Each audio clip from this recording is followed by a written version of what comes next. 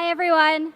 We would like to start with our first student speaker, Vatsal Bhatt.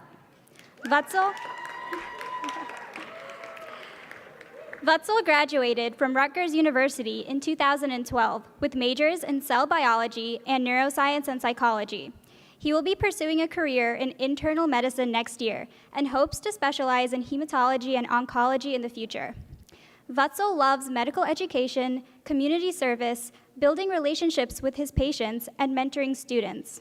At medical school, Vatsal co-founded RU Synapse, a mentorship program for undergraduate students. He was involved on the MedTalks committee during his first 2 years of medical school, and he is excited to be giving a MedTalk of his own this year. In his free time, Vatsal loves writing and performing spoken word poetry, traveling, and playing board games. Let's welcome Vatsal Bhatt. Where's that? Remote? The word patient is derived from the Latin word patiens, which means one who suffers. Our job as healers is to alleviate that suffering. Throughout the long and arduous course of medical school, we're taught treatments, therapies, and procedures to provide some medical relief to our patients. But what about those afflictions that can't be answered with a simple medical answer? You see, before we can alleviate someone's suffering, we need to find out the true cause behind their suffering. Consider this example. She was a Korean woman, my last patient on my internal medicine sub-internship. She appeared pale and tired, as if the 68 years of her life had worn her down. The bags under her eyes clearly reflected the many, many sleepless nights that she had experienced. When I first met her, we decided to communicate through a third person. Hi, my name is Kevin, and I will be your Korean interpreter. May I have the name and MRN number of this patient? You see, Miss KG knew broken English, enough to get by in America for the past 25 years. But she still preferred to talk about her medical problems using a Korean translator. And so, we began talking. The first question I asked her was, which town do you live in? She mumbled the name of her hometown under her breath, but her eyes immediately lit up when she found out that she was from the same hometown as I was from. The interpreter said something in Korean, but before he could finish, Mrs. KG had already acknowledged the message with a big smile on her face. It turns out that I went to the same high school as her kids did, and we ate at the same restaurants. Then we began talking about her medical problems. You see, Ms. KG was recently diagnosed with gastric cancer, and in the past year, she had gone through several rounds of chemo and radiation. In addition, she had multiple infections and several hospitalizations to a point where she dreaded going to the hospital. This time around, her profound weakness, her abdominal pain, and diarrhea had bought her another admission for suspected bacteremia. And so, I updated Ms. KG on her current illness and the plan that we had for her care. She understood everything, and the interpreter said his goodbyes. It was then that the real conversation began. Can I talk to you about something, if you don't mind, Ms. KG said. As a medical student, I had the gift of time, and so I listened in. The wrinkles on her forehead moved as she expressed a sigh of relief. I have 3 kids, she said. My oldest son is married and settled with kids and lives in San Francisco. My daughter works on Wall Street. She earns a lot of money and is very happy. My 3rd kid, my youngest son, went to an Ivy League for undergrad and then went on to start his own company in Texas. In my head, I was just wondering, what is it that she's trying to tell me? They all seem very successful, I said. You should feel extremely proud that you raised them so well. At this moment, I saw a tear trickle down her left eye. What is it, Miss KG? I said. Ever since I was diagnosed with gastric cancer, my youngest son quit his company to move to New Jersey to live with me and my husband. He gave up his well-settled life to come all the way here just to take care of me. He's in his mid-30s, he's single, and he does not even go out because he's just so busy with my care. I feel so guilty that I snatched my son's life away from him. What kind of a mother am I? At this moment, I heard the 68-year-old woman sobbing loudly. The true cause of her suffering was this inner guilt that was gnawing away at her heart slowly and steadily. I held her hand, and she immediately grabbed me and hugged me. thank you, doctor. Thank you for listening to me. I feel so much better just letting that out. I knew that I can count on my neighbor to listen. Doctor, neighbor, listen? I felt so humbled to know that as a medical student, I played such a vital role in alleviating someone's suffering. For her, the true therapy was just being able to let out the frustrations that were building up inside her, and all I had to do was connect with her and listen. It is a true privilege that a physician gets to be in a patient's vulnerable present, gets to hear the secrets of the patient's past, and gets to play a role in shaping the course of the patient's future. In order to do this successfully, a physician needs to execute effective doctor-patient communication. As Terry Canali, Vice President of American Academy of Orthopedic Surgeons once said, the patient will never care how much you know until they know how much you care. So, how do we show our patients that we truly care? The answer is communication. The three main goals of effective doctor-patient communication are, number one, creating a good interpersonal relationship. Number two, facilitating exchange of information. And number three, including our patients in shared decision-making. All three of these principles are important in shaping a strong and therapeutic relationship with our patients. Today, I want to talk about the importance of this communication in facilitating exchange of information and executing effective and humanistic patient care. Studies have shown that effective doctor-patient communication leads to improvement in utilization behaviors. It increases medication compliance. It reduces length of stay. It improves Press Ganey scores. And it leads to overall improved understanding of patients of their own medical problems. From a physician standpoint, satisfied patients leads to overall work satisfaction, reduced rates of litigation, reduced work-related stress, and overall improvement in patient outcomes. Ms. KG taught me how creating a good interpersonal relationship with our patients by getting to know them as people is important in alleviating someone's suffering. I want to discuss another patient who impressed upon me the significance of this strong therapeutic relationship in facilitating exchange of information. I remember SG like I remember my first visit to New York City. Exciting, thrilling, and inspiring. You see, SG was my very first patient ever as a medical student. This 25-year-old was short, a tad bit chubby, had short curly hair, and appeared extremely confused. I first met SG when our team got the call to transfer a patient from the MICU to the floors.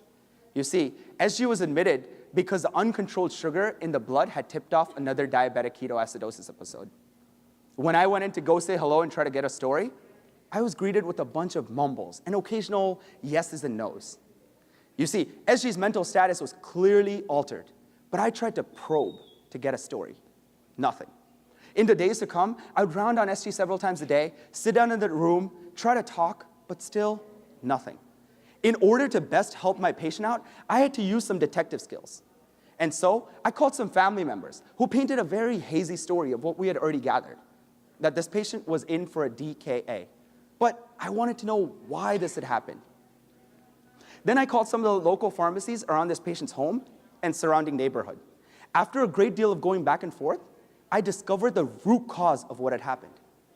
Of course, SG did not want to talk to us. Why would SG talk to us when in reality this patient's name was RG? You see, this patient was a transgender male undergoing transition, and all our medical records had registered this patient as a female. We came to realize that this patient actually went by a different name than what was registered in our system. This was primarily because when this patient was first brought in, he had altered mental status, and he was brought in by his family, who was disapproving of his transition. It turns out that this patient was facing a great deal of psychosocial stressors back at home, which prevented timely access to insulin for his type 1 diabetes, as he would often run away from home to go live with his friends. Can you imagine the frustration, anger, and discomfort that this patient must have been feeling every time he heard a name that he most clearly did not identify with? In the hospital, this patient came to heal. But how could he heal when he was constantly reminded of his internal suffering? When I addressed him by the name that he preferred, there was such a big sigh of relief. He felt a great level of comfort and surprise knowing that our team had figured out his story. Let's pause here for a moment. Remember those times in patient-centered medicine when our facilitators used to emphasize us asking our patients, how would you like me to address you today? Well, here's a perfect scenario where that would have come in very handy. Yet another emphasis on good interpersonal skills. Back to RG. I was so frustrated to find out that in the past year alone, this patient was admitted to several different hospitals in the tri-state area for this very same reason. I was hurt to see such a young person suffering from such a devastating yet preventable condition. And the root cause of everything was medication non-compliance because of the psychosocial stressors in this patient's life. So, after finding this information out, I knew my role. As a medical student, I had the gift of time. More time than most of the people on my team. And so, in the days to come, I sat down with RG, talked to him about his worries, about his discomforts, about what bothers him. I just listened, this time with my heart more than my ear. I empathized with RG as he was going through so much, being the same age as me. After a great deal of conversation, RG told me that he was tired of going to all these hospitals and he was finally ready to get some help. We got the nutritionist, the diabetic educators, and the social workers all involved to best help him out. Our team was able to counsel him on effective ways to prevent this episode from happening again. Unfortunately, I was not able to get in touch with RG. I always think about him, my very first patient in medicine. This patient taught me what effective doctor-patient communication entails. Facilitating exchange of information requires knowing and understanding our patients. In order for us to have RG accept what he was going through, it was important for us to see and experience what he was actually going through. When we saw the world through his lens, he offered to see the world through our lens. Before we can develop effective doctor-patient communication, we really need to understand what communication means. There are three major forms of communication: verbal, nonverbal, and paraverbal. Verbal mode of communication includes what the patient tells you. In other words, it is the content of our HPI. So, for example, it includes gathering all our information and telling the patient, you have cancer. Nonverbal mode of communication includes the spatial cues, the body language, the facial expressions, the gestures. So, for example, it is sitting down in a patient's room at their bedside, offering them a tissue, holding their hands, and conveying the news about their cancer. Paraverbal mode of communication includes the tone, the pitch, the pacing, and the volume of the content. In other words, it is how we say something, not what we say. So, for example, I am so sorry to give you the news about your cancer. This must be so hard for you. Studies have shown that 55% of our communication is processed using the nonverbal mode, followed by 38% using the paraverbal mode, and only 7% using the verbal mode of communication. However, most healthcare providers expend their energy using the verbal mode of communication. It is a given that in the field of medicine, we all need to be experts in the field of verbal communication. But studies have shown that nonverbal and paraverbal modes of communication leads to significant improvement in patient outcomes. There are techniques that one can use to build these strong therapeutic relationships by using effective doctor-patient communication. To all the medical students in the room, you guys all have a very special privilege, and that is time. Now, I understand that between seeing 3 patients, rounding on them, literature search, writing notes, presentations, and studying for the shelf exam, you guys all might think that I am crazy to propose this idea. But if you truly think about it, there is time on the wards for medical students to sit down and get to know our patients. So here's an idea. Why not try to find out something about the people we're taking care of? What do they like to do for fun? Where have they traveled in their life? Who is in their family? Or simply, what town are they from?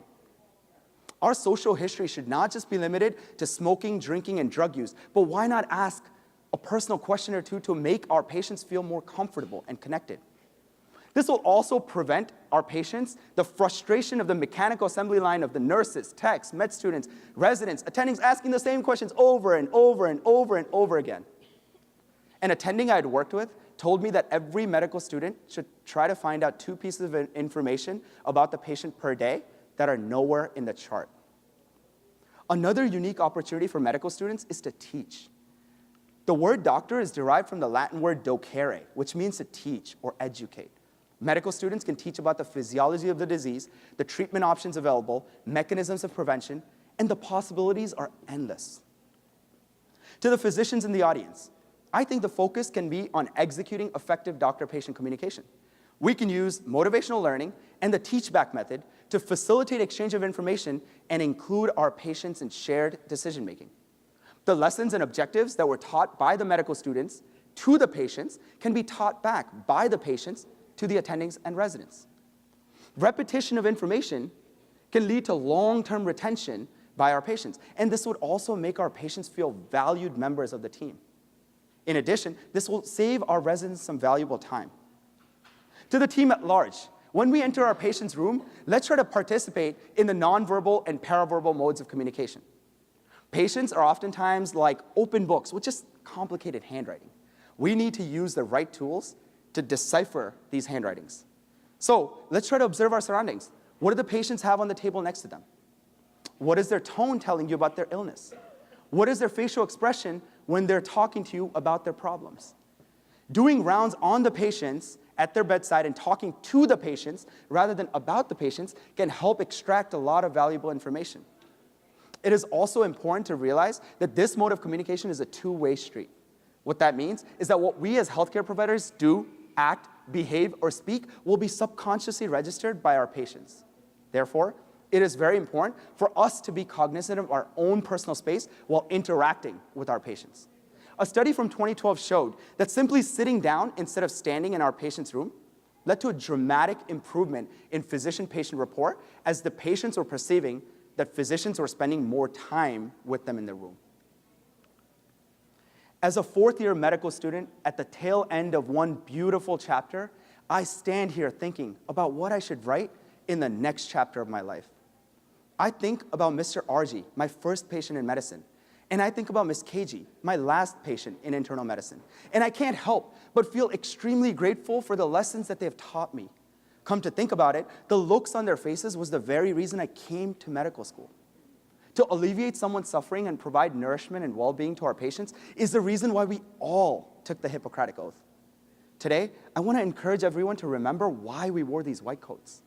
Next time we interact with our patients, let's try to remember that effective doctor-patient communication is the art and heart of medicine. And we need to use this tool to build strong and therapeutic relationships with our patients. Thank you very much for your time.